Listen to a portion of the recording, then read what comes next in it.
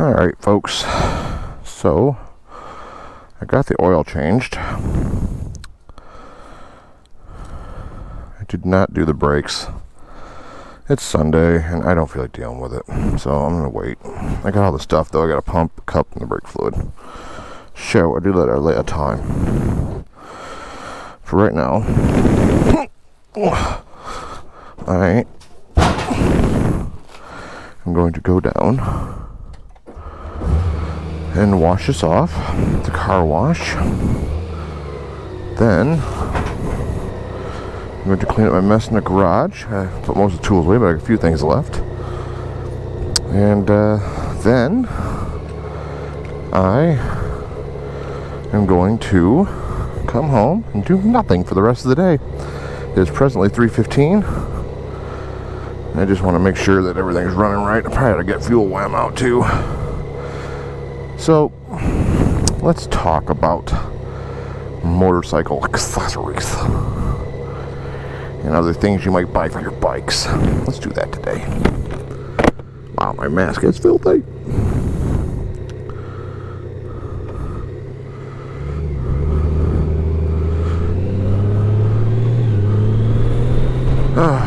Whew, feels good. 18,966.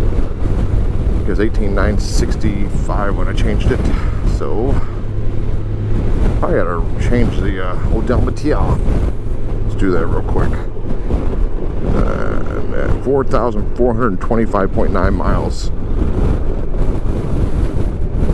0 at 26, perfect. Whew, breezy out here today. But yeah, I'm gonna go down to the car wash and do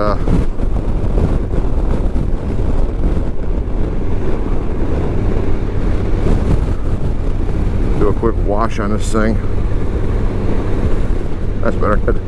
Anyways, so accessories. Maybe not really. Hold on. Wind. Maybe not really an accessory per se, but this helmet I bought, the Arai Corsair X10, whatever. It's a nice helmet, don't get me wrong, but I hate this thing. Mainly because it just doesn't fit my head right. I thought it was just something else. I took some padding out of it. It just squeezes the sides a little bit, which is odd because it's an intermediate oval, just like the Shoei was. So I don't understand why it hurts my head.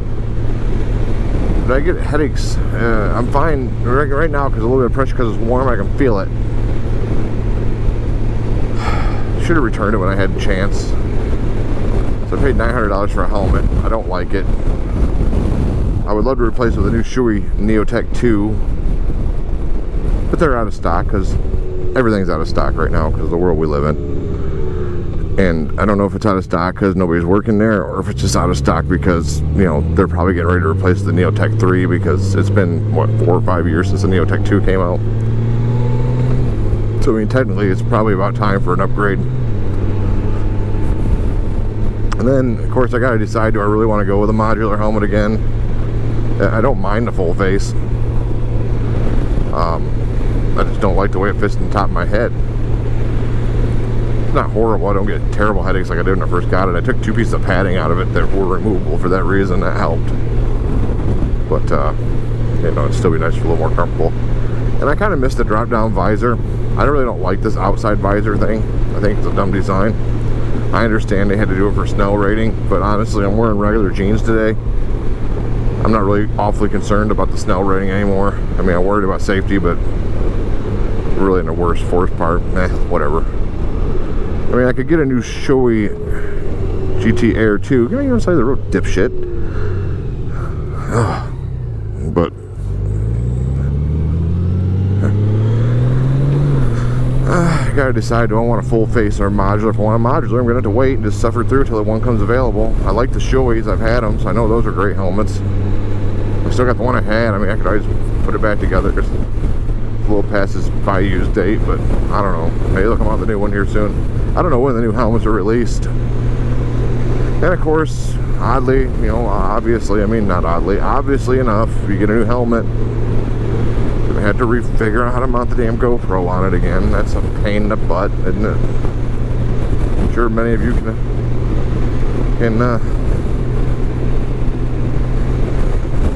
you know, feel my pain on that. And then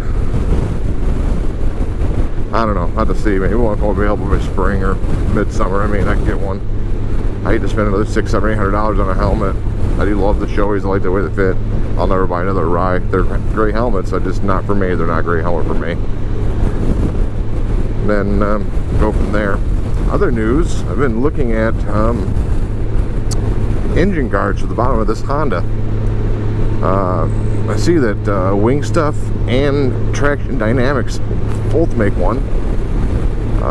Wingstuff looks decent, kind of chintzy with the bracketing they used. Traxxion Dynamic, of course, from the items I've seen them make, looks like first notch materials. They seem to not skimp on the materials they use, as far as I can see so far. I mean, I bought the pin from them, and I bought a few other little things from them, and everything I've got, and I bought from them. And the other things Max sent me for free, which I really appreciate, by the way, Max. Thank you very much. The seat bolts and the thing to go in the back to open the back power job for the key works awesome. But everything they make is very well designed. You can tell they put some thought into it. They're not putting out shit, you know. They're putting out stuff that actually looks like it's built for quality and what you want, in my opinion. I would love to get a hold of one of their shocks eventually, their shock systems for the bike. I wanted to get down there last year. It couldn't make it happen, and it's not looking any better this year. But I wouldn't mind test riding the Goldwing they have and seeing how that works. But anyways, the Valley Pan, I'm thinking about getting one of those for this. I'll probably go home today and order that. For nothing else than the protection. I was underneath there doing my oil change, and the little boss thing on the side they talk about getting broke off and basically breaking your engine casing open. I can see how it happened. I had some marks on it from something hitting it, because I've taken this thing in some pretty gnarly places since I've had it. Amazingly, I haven't broken the casing. Those marks might be from that, so I probably ought to get something like that for going to any more major road trips. And I can speak to having things on the road that you might hit. My Harley Davidson, my Road King, I hit I think a disc cooling plate years back. I'll see if I can bring up a picture of it. I don't know if I still have it. Back when I met up with a Smyrna Cowboy, I think it was, and my Kaylee 7 that one year. And I hit that going down the highway in a single stretch highway part, and sliced right into the frame rail of that bike. Had that frame rail not been there, it probably would have taken out the oil pan and the transmission and stuff in the engine, which would have definitely ended that trip, because that's not something you just fix on the side of the road. That's something where you gotta take the engine out, put a new casing, oil pans, everything on it. You gotta wait for it. Your insurance has to okay, because chances are it's gonna be an insurance claim.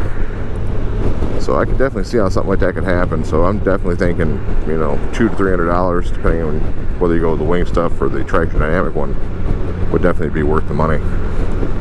I mean, pay $300 now,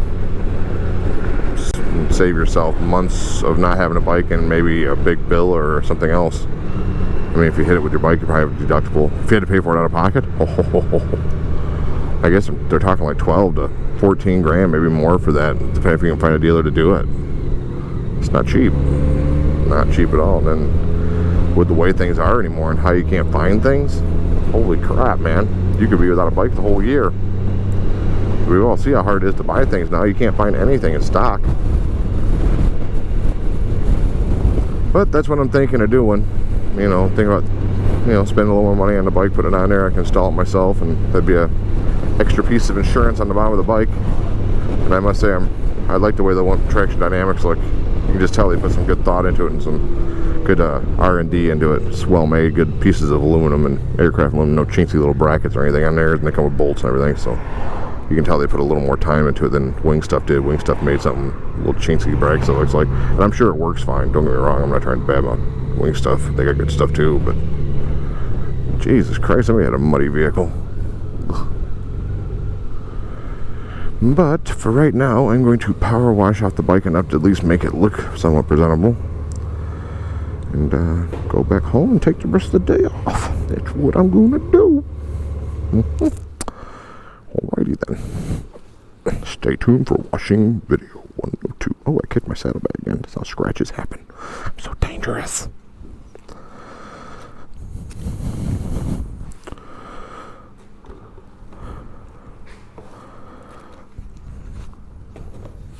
Okay, well, I'll talk to you after I get done here.